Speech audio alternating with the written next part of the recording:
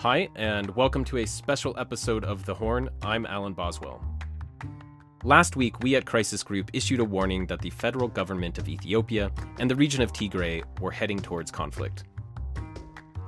In the last week, Prime Minister Abiy Ahmed ordered the military to take action against the Tigrayan People's Liberation Front, the TPLF, which he said was in retaliation for an attack on Ethiopia's federal military. A civil war that many Ethiopians feared was possible now seems to be underway. We are bringing you today's special episode to talk about how we got here, where things stand now, and what might happen next. We are going to speak with William Davison, our senior analyst on Ethiopia. He's in Addis Ababa. And then Dino Mahtani, our deputy Africa director here in Nairobi, who will speak on the regional fallout if this conflict continues. Thanks for joining us. William, we're going to start with you, so thanks for coming on. Thank you very much, Alan. So we're talking on Thursday evening here. First of all, what do we know and what don't we know right now? I know there's a lot of fog of war at the moment, but what can you tell us about what's happening and where things stand at the moment, at least as best as you can tell? Yes, that's right. Things are not entirely clear. There's still a telecommunications blackout across Tigray region, so very limited information coming out of there. We do know that there has been clashes between Tigray regional forces and the federal military, and also Amhara region forces, and that's in sort of west and southwest Tigray areas. The federal government is claiming gains there and say they are sort of marching into Tigray, but that's not confirmed. Like I say, it's hard to get information out of Mekelle from the Tigray leadership. There was a clash, some gunfire around the airport in Mekelle, Tigray's capital, yesterday, and that only went on for a maximum of an hour, and there hasn't been too much news from there since. But it appears that Mekelle, by and large, since this conflict broke out yesterday morning, Mekelle has been relatively peaceful, or at least quiet, but with the telecoms and also a power blackout, it seems. No news from the northern border, the Eritrean front, as yet. So that's pretty much what we know about the conflict. Obviously, there's other important elements to this as well. And is there a chance from that picture you're painting that this could, that this could be a quick start and then a kind of sudden freeze, or are we just waiting for this to escalate quite a bit? Well, I guess it's been a little bit stop-start so far. There appeared to be a lull yesterday of sorts, but of course we don't know what the intentions were from either the federal side or from the Tigray side. We heard Prime Minister Abiy say that there would be further operations over the next few days. And we've seen the TPLF leadership, the Tigray president, Davison, come out and say that Tigray, it's in a conflict and it will prevail, and etc. So we are expecting escalation. We are clearly locked into a conflict path at the moment. But it's not exactly clear at all what path that conflict, what exact path that conflict will take. Right. Okay. So why don't you walk us back a bit? Crisis Group and you have been warning that these sides have been escalating on a path towards conflict for a while. We even put out a briefing about it last week warning this. So just what were the specific steps in recent weeks that sort of took us over the brink? Well, just to maybe go back a little bit beyond recent weeks to say that we have this political dispute going back years. I won't go into that now. But this year, of course, the election was delayed by the federal government. All government terms, including all regional government terms, were extended. And the Tigray's government opposed the manner in which that was done, said they would go ahead with their regional election. And that was against federal authority. And the federal government warned that this would be unconstitutional. Now, after Tigray held its election on September the 9th, the federal government moved to classify the regional leadership as essentially unlawful, said they will not do any business with it. And then on Tigray's part, they said that the federal government's term, its constitutional mandate, its term limit expired on October the 5th. So then we moved into a situation where the federal government said that Tigray's government was unlawful, and Tigray's government said that the federal government had no legal mandate also. This is what has set up the conflict. Moving on from that, we have a rearranged, delayed election that's been set for late May or early June. So that raised the question, would the TPLF accept the authority of the federal government to run polls for Ethiopia's federal parliament next year? or would they refuse? Obviously, it looked highly likely they would refuse, as they have described the federal government as illegitimate. Therefore, the federal government either had to get the TPLF to change its mind, or they had to change the TPLF between this period and June. And ultimately, they've taken the decision to change the TPLF. Obviously, they accused the TPLF of starting the shooting war, but that is what led us to this conflict situation. Before we walk back even further, I'm just wondering, was it the threat of cutting off the budget, or do you think it was this issue of rotating troops and sort of the military tensions that were there that sort of really brought us to where this became imminent? It's not clear. We cannot be clear about exactly what led us into conflict at this particular point. As I was explaining, we could see that conflict seemed almost inevitable because of that problem with the election and the constitutional dispute that I just described. What it looked like is that the federal government felt like it was in a stronger position to hold out, to apply pressure on the TPLF leadership in Tigray. They hoped that that would turn the Tigrayan people against the leadership in Tigray as they suffered hardship. There was also this plan to redirect funding to the lower tiers of the TPLF and the regional administration, therefore hoping to create some sort of split within the TPLF. But the point is, the federal government, it seemed, was looking to weaken Tigray and then be in a better position to bargain with them, or ultimately to intervene militarily sometime, around like April or March next year. That didn't happen. And I think you're quite, it's your idea that this could be due to the tensions within the military. That seems a possibility. Tigray sort of successfully refused the appointment of a new deputy commander for the northern command of the federal military based in Tigray. So was that what triggered the federal military intervention? Were there some other considerations? Maybe they did not want to give Tigray further time to prepare for autonomy, perhaps to take preemptive measures, which might destabilize Ethiopia further. Whatever happened, it looks like federal inclination to not respond to any TPLF provocations and play this out. At some point, that calculation changed, and there was a decision that, as the Prime Minister said, the TPLF had crossed a red line, and that's led to this military intervention. Right. Now, you were just in Tigray, and before I ask you about that and dive more in those details, first of all, let's take an even bigger step back. I know we're sort of walking backwards here. But for listeners, we've talked about this on the podcast before, but for new listeners who are tuning in and are wondering, how Ethiopia ended up in this situation, can you give us a quick rundown of, where this dispute ultimately comes from? You have the rise of a new prime minister, Abiy, and then you have this escalating standoff with Tigray and its ruling party, TPLF. Yes, I mean, there's different elements to it. So, by no means there's the one simple answer to this. For example, there are very kind of bitter political relations between the federal government leadership, the Prosperity Party leadership, the ruling party, and those in the TPLF. That sort of emanates from the bitter fallout of the political changes, the protests, and then the political changes that led to Prime Minister Abiy coming to power, which was something of a power struggle within the ruling coalition, with the TPLF ultimately losing that power struggle. Subsequently, the TPLF party, they lost a lot of their positions within the federal government.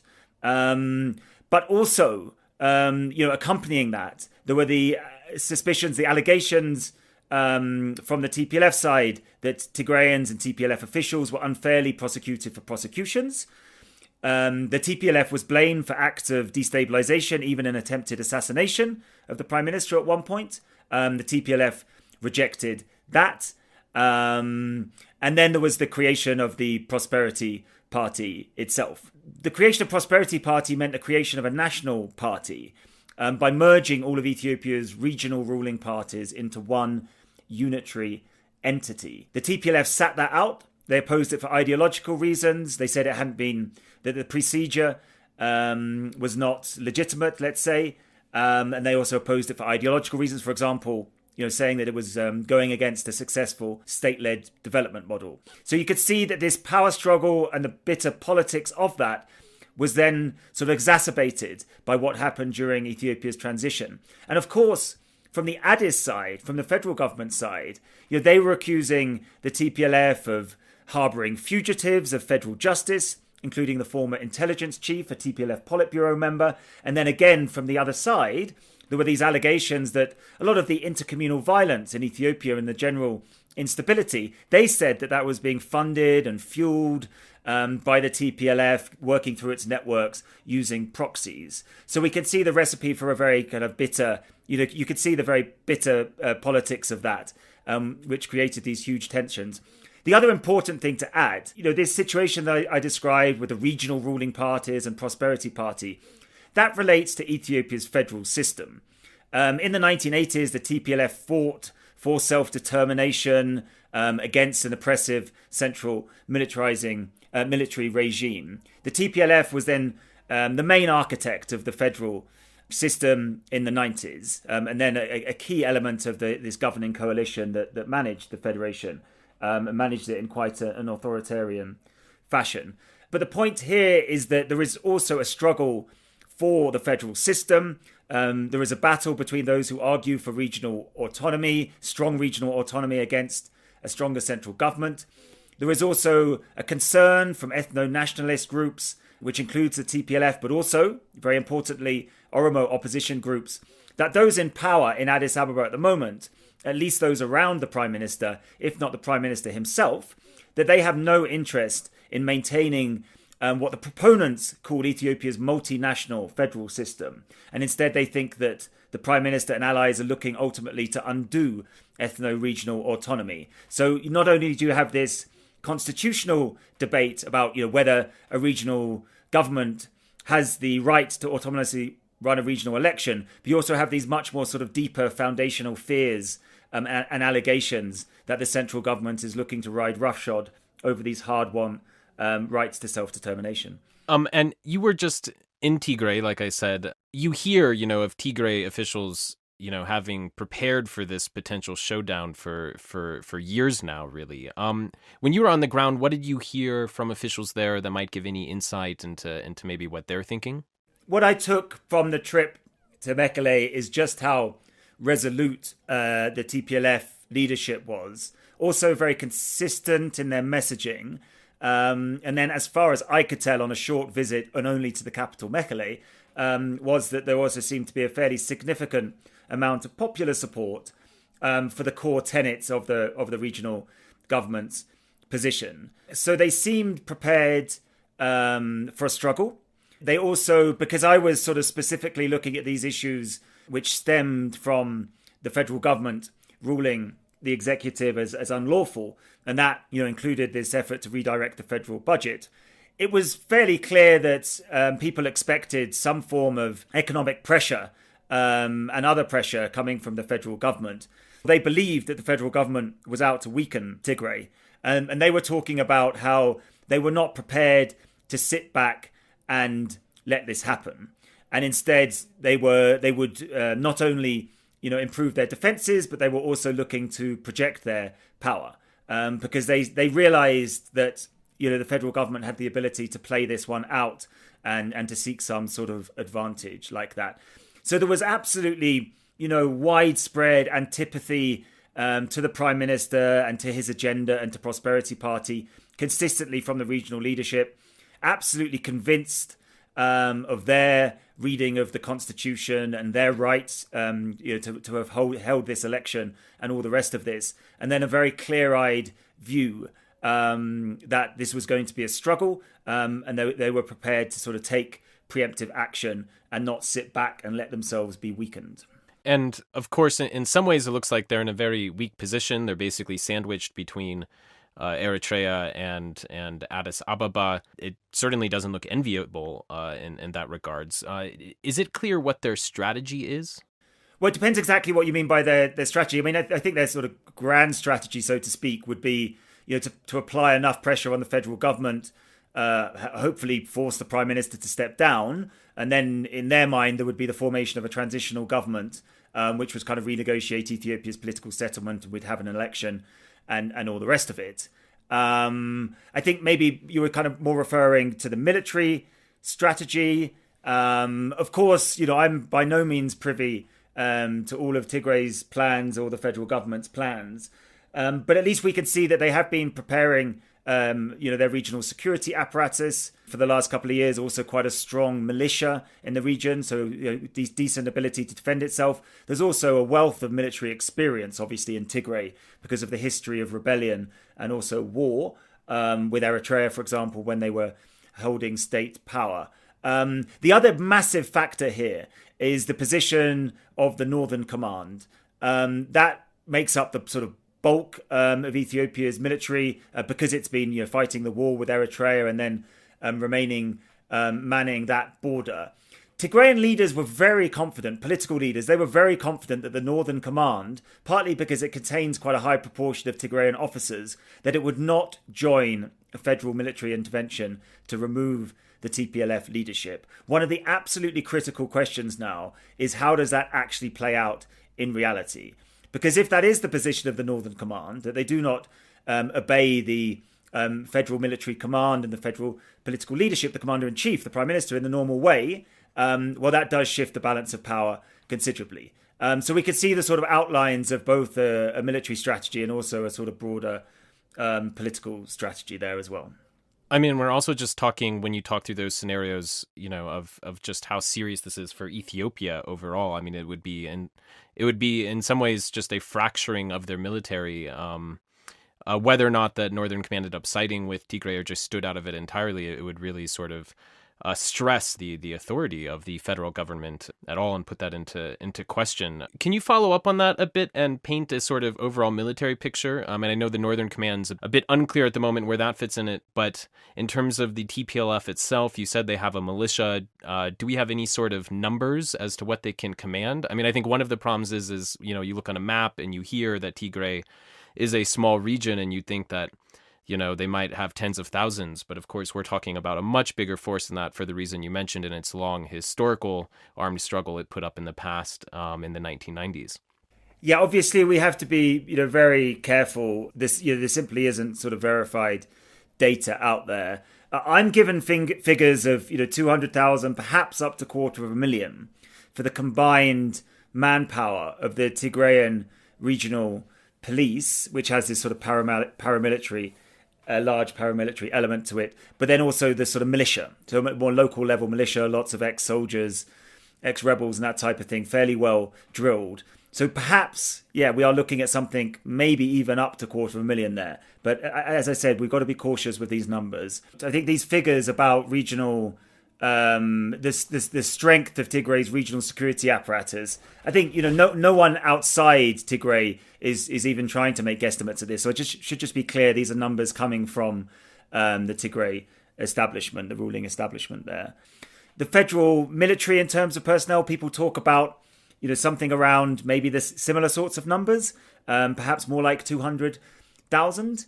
And then the Northern Command itself, people were saying like easily more than half of the personnel of the armed forces. Somebody said 40% to me earlier today. So we might be looking at around, sort of 100,000 perhaps for the Northern Command itself. But I think the point that you made is correct. Tigray has a population of somewhere around 6 million. But ultimately it's a pretty it's a relatively militarized society, both in terms of its history, its experience, but also in terms of its the current sort of composition of the government and the security apparatus. Sure, and I know those numbers are sort of thumb counts, but of course that's the size of many national militaries within this region and around the world.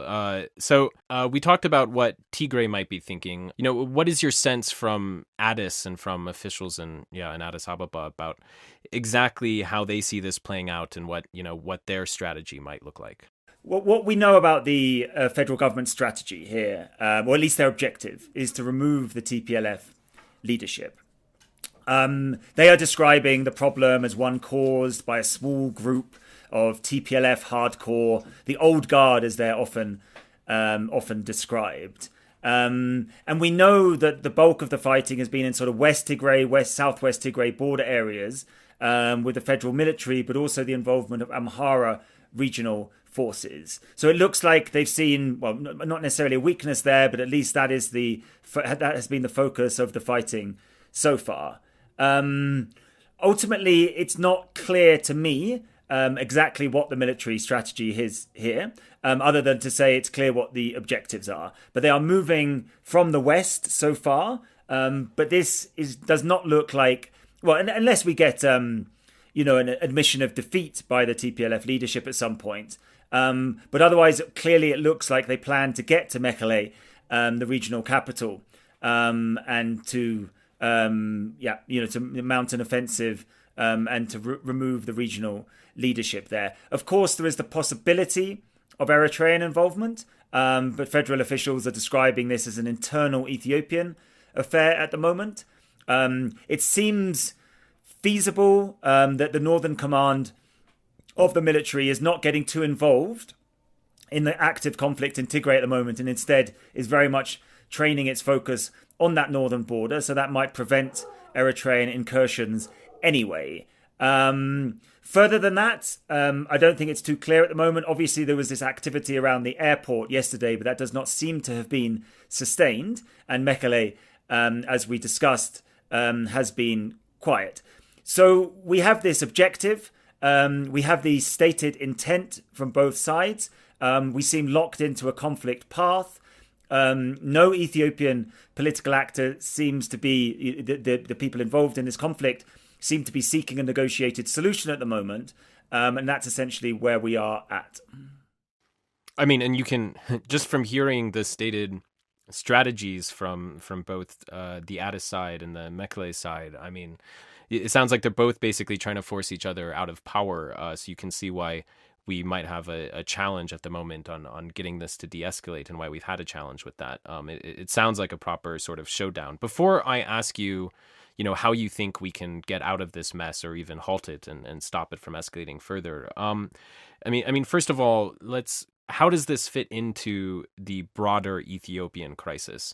We've had comparisons for years now since this Abiy came to power of an almost, people have been painting Yugoslavia like scenarios as the sort of worst case scenarios where the country starts to break up. Do you see, where do you see this playing in terms of not just Tigray, but also the broader question of where Ethiopia is heading? Obviously, that depends on the course of the conflict in Tigray. Of course, if there is, let's call it a quick win here, and the conflict does not escalate and spread, then it would not be so disastrous in its impact, essentially. The problem is that, if this does turn into a protracted conflict, with the Tigray regional security forces digging in, and perhaps even significant destabilization of the Ethiopian armed forces, well, then, of course, this will significantly weaken the Ethiopian government. It will weaken it materially. It will also make it look weak. And because of the sort of political turbulence that we have generally in Ethiopia, that will embolden opponents, and we could expect problems elsewhere. I would also state, perhaps, being a bit more reflective, during this transition, when we could look at it in 2018 and 2019 and say, in the four main regions, Tigray, Oromia, the southern nations, and Amhara, the four, former regions of the ruling coalition, well, there were significant challenges there. In each of them. And now this Tigray challenge, in terms of sort of what to do or how does the TPLF fit into a new political settlement, well, that's turned into what looks like a potentially disastrous conflict. We also have a very worrying situation in Oromia, as you know, with a lot of opposition to the federal government. It's going to be difficult to run an election that's considered successful in Oromia. So we really, at this point, have to question the stability and the direction of what was supposed to be a transition to multi-party democracy. Yeah, I think what you're painting is just how disastrous this can get. The thought of a, not just a conflict, but a collapse in Ethiopia, of course, is in some ways almost unthinkable in terms of those consequences. I need to ask you, what hope do you have for ending this? How do we get a ceasefire? What is a possible path like that look like? Yeah, so I think we need to be realistic first. We are on a conflict path here. So it could end quickly, but it doesn't necessarily seem like that's going to happen. So as things stand, this does look, as you described it, like a showdown, which is obviously a very worrying prospect. Assuming that, that's one path. The other way, perhaps, that things can be altered is by some, very meaningful, urgent, and ultimately impactful diplomatic intervention. We have had Prime Minister Hamdok of Sudan reaching out to the Prime Minister, I believe reaching out to Mekele to try and get some form of mediation going. Clearly that's supported by other regional governments, also by the African Union and the usual supporting cast of the EU and other international actors. At the moment, there is no signs of success there. But I think what really needs to happen, and maybe this will become an easier sell as the conflict, if the conflict gets bogged down, as in if it continues, will be to kind of reiterate and try and get the Ethiopian actors to understand these potentially disastrous consequences of the course we are on. At that point, perhaps there can be some de-escalation. This constitutional dispute between Tigray and the federal government can be addressed. And then there can also be a much broader conversation involving all of the relevant political actors in Ethiopia about, not just how to manage elections, but ultimately the future of the federation and related issues. But I would just like to return with a dose of realism. These were former allies in a ruling coalition. We've talked about the acrimonious breakup and then the increasing political toxicity as allegations were thrown back and forth. Then we have the constitutional dispute. Now they describe each other as unlawful, and we have entered into a conflict phase. Until there is some end, some willingness to stop treating the other side as illegitimate and as the enemy, then it really does look like it's going to be quite hard to get the parties together. That's why we need, such forceful, concerted diplomatic intervention that to convince the parties that despite the severity of their dispute, they really need to put that aside, try and come up with some form of political solution to de-escalate this and enter into those negotiations that I've mentioned.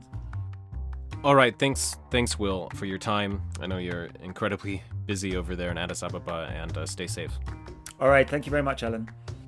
Now we're going to move on to Dino Mahtani, our Deputy Africa Director. Dino, we just spoke with Will in Addis Ababa. So first of all, we want to, give our listeners a scope of the regional situation here because, of course, if Ethiopia slides into civil conflict, this is something that's going to have implications far outside its borders. So first off, Ethiopia is Africa's second largest country. It's in some ways a linchpin of the Horn of Africa. Map out just how severe this could get for the broader Horn of Africa region if we see this slide into civil war continue.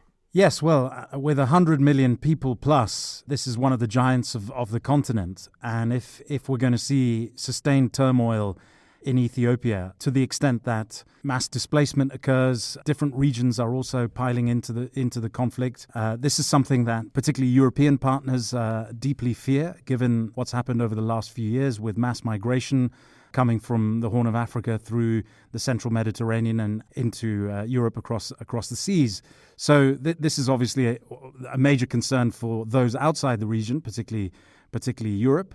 Within the region, Ethiopia is considered a pivotal country. For starters, it's in terms of regional diplomacy, it's the headquarters of the African Union. Now, of course, those operations are separate to the government of Ethiopia itself. But Ethiopia has played a pivotal role in regional diplomacy. Recently, Prime Minister Abiy had steered through a peace process in South Sudan, for example.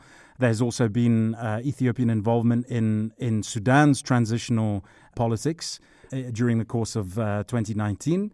As well as that, there's also Ethiopian troops are part of the AU force in Somalia, which is dedicated to fighting Al-Shabaab. So a collapse in Ethiopia would have major consequences for peace and security in the region and leave quite a vacuum in neighboring countries.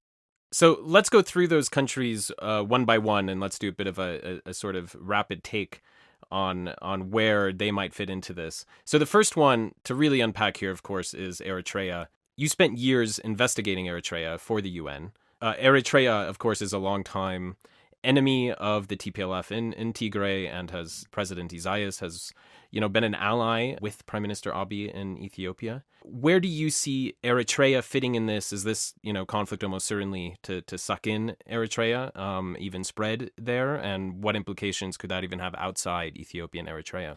Well, this is it's a fundamentally important question. Tigray has had a long history of rivalry with Eritrea, which is now firmly allied with Prime Minister Abiy since Ethiopia and Eritrea recently forged a peace deal, which earned Abiy his Nobel Peace Prize, or partially played into that award.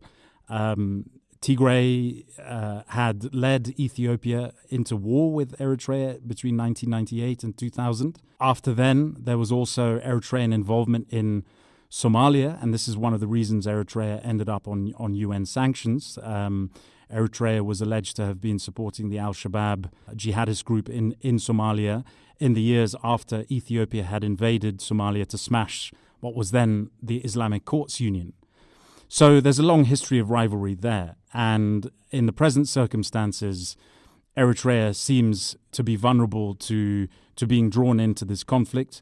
We've heard, although not confirmed, but it's reliable information, that there have been some Eritrean trainers involved in consulting with the Ethiopian National Defense Forces in the run-up to this conflict that's just broken out. It is also possible that the TPLF are thinking of moving into Eritrea. From what we hear, they're pretty confident that the Eritrean army wouldn't pose a risk to them. So if they come under pressure from the south, from Abiy Ahmed's federal forces, then they may decide to make a strategic retreat or even punch into Eritrea, which would then internationalize this conflict. And then in Sudan also, Tigray borders Sudan, really eastern Sudan. And we talked a bit about East Sudan with our colleague Jonas in the last podcast we did. How could this play out in eastern Sudan? Well, Sudan is very delicately poised in relation to all of this. Tigray's only external avenue out of Ethiopia is really into Sudan. South of Tigray's regional border is the Federation, north is Eritrea, and to the west is Sudan, which is really the only supply line for external supplies. Everything from basic commodities, food, basic necessities has to come through eastern Sudan in this context. At the same time, Eritrea has long held sway in that part of Sudan itself. It's tightly interwoven with ethnic nomadic communities that have been involved in various smuggling operations that have even been responsible for taking weapons into Egypt and then into Sinai. The Sudanese government is, on the one hand, trying to contain those networks, potentially as part of its deal with Israel, which has for long objected to those smuggling caravans. But on the other hand, it's also loath to allow Tigray to act as what Sudanese officials tell us would be an insurgency. So, they don't want Tigray to also have free reign in that area if it means that Khartoum's relations with Addis Ababa would sour as a result. The tension that could break out on the ground, well, we don't know precisely what's going to happen, but clearly there's a conflict of interest brewing in eastern Sudan between pro-Eritrean Sudanese groups and those that have tighter relationship with Eritrea, with Tigray rather, and we shall see how the Sudanese security forces manage those tensions going forward. I mean, also I imagine that, Asmara and Addis Ababa would be lobbying Khartoum quite hard to cut off, such a route between Tigray and the Red Sea. I imagine there's concerns that this new fragile government in Khartoum would have a hard time managing those different rivalries. Yeah, it's what we've heard from Sudanese officials this week is that they are loath to allowing Tigray to use the territory as part of feeding its insurgency. That would undermine Khartoum's relation directly with Addis Ababa. Khartoum doesn't want this. On the other hand, Khartoum is also under pressure to deal with smuggling networks that were previously or still even allied to Eritrea, and which Israel takes objection to because these are the same convoys that have been responsible for smuggling all kinds of things, including potentially weapons into Egypt and Sinai. over the previous years. So Sudan is in a very delicate position. It has to manage both of those networks.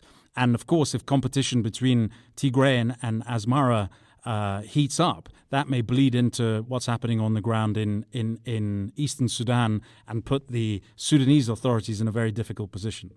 Right. And of course, it's impossible to talk about internal unrest in Ethiopia and the regional implications without talking about Egypt. Egypt for a long time has been interested in sort of a not very strong Ethiopia due to the dispute of the Nile Dam.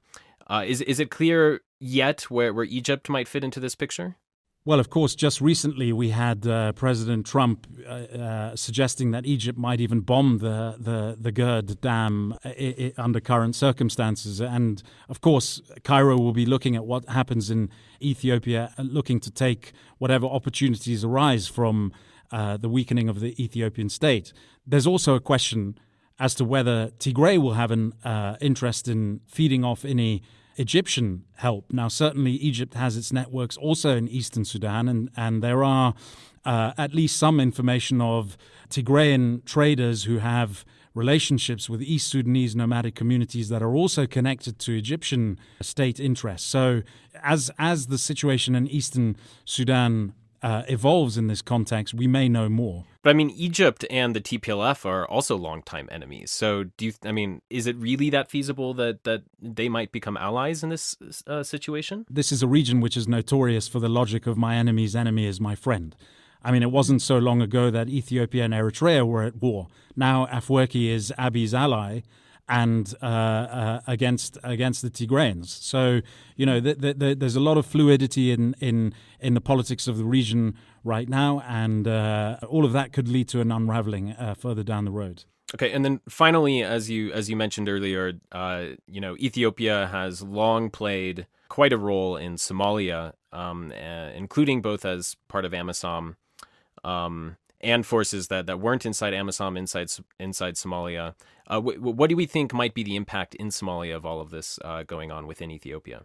We've already heard that Ethiopian troops that are not part of the AMISOM chain of command, some of them have already been moved out of Somalia. These are what are known as non-AMISOM Ethiopian troops. They've already been moved out of Somalia. And these were troops that were there, have been there for some time, and which many Somali actors see as positioning itself there in support of the federal government of Somalia in Mogadishu, who at this time is in a very tense situation with its own member states as it heads into elections that are programmed for the end of this year and into next year. So that evacuation of troops will certainly also weaken Mogadishu's position potentially in regards to its competitors, its political competitors, notably its own federal member states.